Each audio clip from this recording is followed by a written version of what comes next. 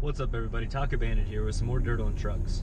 As I'm sure you all know, the Honda Ridgeline is coming out here within a few months, and basically all the information about the truck is out right now, by pretty much all sources.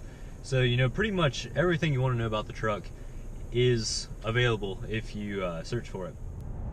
The Honda Ridgeline is labeled as a mid-size truck, which seems kind of strange that Honda would want to get into that right now. The mid-size truck market is absolutely booming. A lot of people, myself included, would prefer to have a mid-size truck because of the size. If you need to get around in tighter areas, it's also less expensive and you do get better fuel mileage.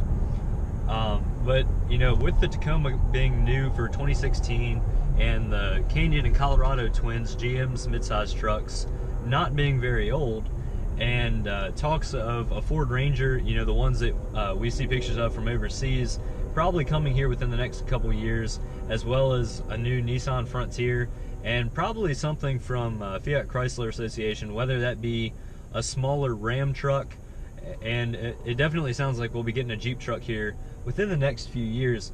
But it seems like with all that competition, Honda wouldn't really want to release the Ridgeline right now. You would think it would have been a better fit a few years ago when, like right before the Colorado and Canyon came out, when there was basically no competition. The second generation Tacoma had been out for a few years at that point, and so had the last GM products. But there's certainly quite a few differences with the Ridgeline compared to all other mid-size trucks. I would say that the Tacoma is the most trucky truck. I know that sounds a little funny, but when you look at it and when you see it and really think about all the features that it comes with, I would say that especially the TRD Off-Road and the TRD Pro that should be coming out in the fall, you can get locking differentials, you have crawl control, you have multi-terrain select. The TRD Off-Roads, and I'm sure the TRD Pros, will not come with the front air dam, so you have your good approach angles and departure angles, and it's just a really rough and rugged and truck feeling mid-size truck. The Colorado and Canyon are still really good trucks, but they are definitely more plush and soft compared to the Tacoma and traditional trucks. Now the Ridgeline is about as far from the Tacoma's end of the spectrum as you can get. It's definitely a soft riding vehicle. It has independent suspension on all four corners, and it's also a unibody, so there's no box frame underneath the Ridgeline as there would be with traditional trucks. What this means for the Ridgeline is it will probably ride very much like the Honda Pilot. Most of the Honda Ridgeline really is the same as a Honda Pilot, it just has a bed behind it. So notable things that I've found about the Honda Ridgeline for 2017 is that they all are going to be a full four-door truck and have, I believe, about a 5-foot bed. Also, they all come standard with a V6, and you can either pick from two-wheel drive or all-wheel drive. Now your two-wheel drive is routed to your front wheels, and your all-wheel drive will be front-wheel drive biased, but you can have the back wheels kick in. Now this is different from your traditional four-wheel drive setup, where you either stop or maintain below a certain speed, and for my Tacoma you just turn the dial and you go from two-wheel drive to four-wheel drive. Is one better than the other? Yes, depending on who you are. For true off-road enthusiasts like myself, I would prefer a four-wheel drive vehicle. I prefer having a 2-speed transfer case to where you can go between high four-wheel drive high and four-wheel drive low, and I also like having a locker.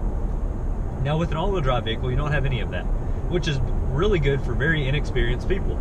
If you don't know what you're doing and you just plan on going out and thrashing around, whether that be on a snowy road or out through a field or whatever, it's probably better that you're not in control of when your vehicle's in four-wheel drive. So if you start to get yourself in danger, your car should be able to pull you out if it is all-wheel drive. The Ridgeline is supposed to start a little bit above $30,000, and somewhere around the $42,000 to $43,000 mark. Tacomas start at around, for a V6 four-wheel drive, they start right around $30,000, and a maxed out limited that I've found is a hair above $40,000, which means you're paying more for a Ridgeline. Now, this could potentially be worth it, you know, if you have a vehicle that gets considerably better gas mileage or can do something that the other ones can't. And, you know, you may be willing to pay more for a more specialized vehicle.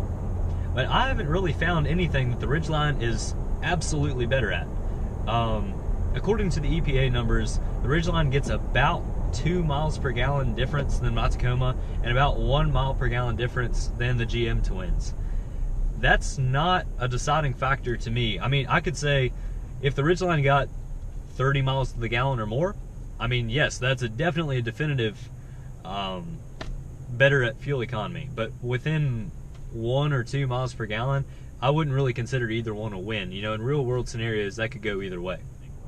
I think it would have been smarter for Honda to market the Ridgeline as not a truck. I think its strengths are different than a traditional truck, and I think that Honda tried to reinvent the truck, or idea of the truck, with the Ridgeline. So, you know, you make it soft, you make it comfortable, and all like that, but that's not really what Americans are really after. You know, most Americans want a big, bad, awesome truck that scares the crap out of kids, and you look awesome in front of your buddies, and you can go take it off-road and do all kinds of other dumb stuff with it, even though most people don't do any of that stuff. You know, and that's why the Ford Raptor sells so well. That's why the TRD Pros sell as well as they do. And really, that's why the truck culture for at least the East Coast is to jack your truck up and make it look cool and that sort of thing. I really think that Honda should have done one of two things. One, if they were going to stick with the current Ridgeline, market it as sort of a vacation vehicle. Now, you know, trucks are great for vacation, you know, taking them to the beach or whatever. You know, you can throw your beach chairs and all your toys and everything in the bed, keep them out of your cabin, have a really comfortable ride down there in your Ridgeline. And, you know, if you want to secure anything, you could have your in-bed trunk for that. You know, you can come off the beach, throw all your stuff in the bed, hose out your bed when you're done, and, you know, everyone's happy. However, it would be a more comfortable vehicle going down the interstate, getting to the said beach location, and, you know, enjoying your time in transit. The other option that I think Honda could have done is not make a mid-size truck, and not make a full-size truck either. In the 80s and 90s, mini trucks were a huge, huge thing. You know, your Toyota D100, whatever the Nissan was called, I don't think it was a Frontier at that point, and your S10 and that sort of thing. Just a really small single cab truck that was fairly inexpensive, got good gas mileage compared to the full-size truck counterparts, and you know, just a different vehicle altogether. So with all that being said, again, I'm not trying to be biased here and tell you that Tacomas are the best no matter what. I mean, I love my Tacoma, but I completely agree that there are some faults with this. There's room for improvement, and, you know, this isn't necessarily the truck for everybody. This is just the truck that I felt comfortable spending my money on. So as far as the Ridgeline is concerned, it'll likely be a really comfortable vehicle. It'll probably, you know, ride better than traditional trucks.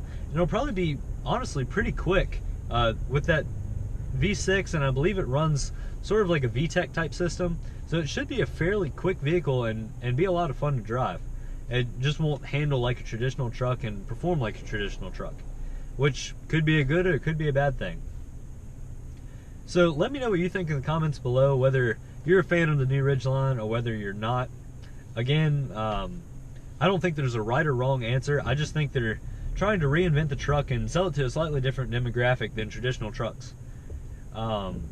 Also, let me know if you think that mini trucks would sell again in America.